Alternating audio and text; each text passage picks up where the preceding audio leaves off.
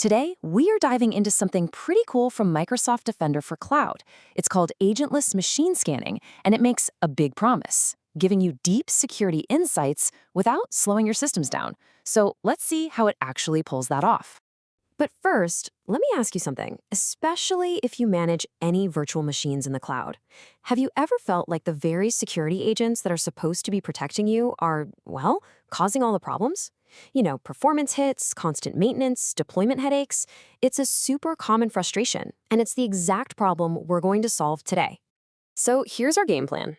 First, we'll dig into the hidden costs of using traditional agents. Then, we'll introduce the agentless solution, break down how its magic works, show you what it finds, and finally, we'll peek under the hood at the permissions it needs across Azure, AWS, and GCP. All right, so let's start with the way things have been done for a long time. Agent-based security is powerful, for sure, but it definitely comes with some pretty significant operational costs that aren't always obvious.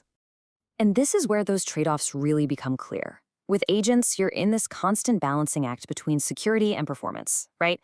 The agents eat up CPU and RAM on your live machines. You have to install them, configure them, and patch them on every single VM.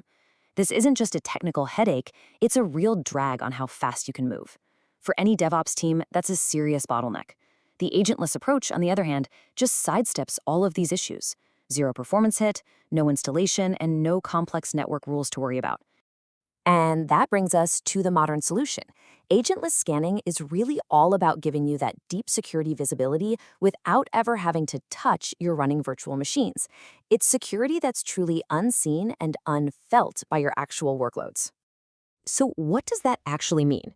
Well, the core idea is really simple.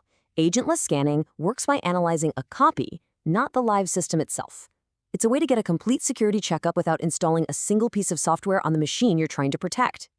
Now, this approach gives you three huge benefits. First, no agents means no deployment or maintenance mess. If you're worried about compliance, this is massive. No more hunting for unpatched agents on some forgotten VM. Second, since it doesn't need network access, you can scan even isolated machines that are off the grid. And the big one, absolutely no impact on your machine's performance. That's a huge win for any production environment. Put it all together, and you get broad, frictionless security across your entire cloud. Okay, so you're probably wondering, how is this even possible? How can you scan a machine without being on it? The magic here is something called an out-of-band snapshot process. This analogy just nails it. The system doesn't bust into your office to read your documents while you're trying to work. Nope. It just quietly makes a temporary copy, takes it to a totally separate, secure lab for analysis, and then gets rid of it when the review is done. Your live system is never disturbed.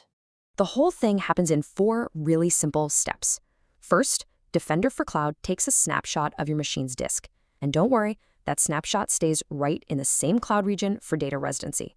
Second, that disk copy is analyzed in a super secure, isolated environment that Microsoft manages. Third, only the findings, the metadata, are sent to the security engines. And finally, step 4, the snapshot itself is immediately deleted, usually within just a few minutes. The whole time, your original VM is completely untouched.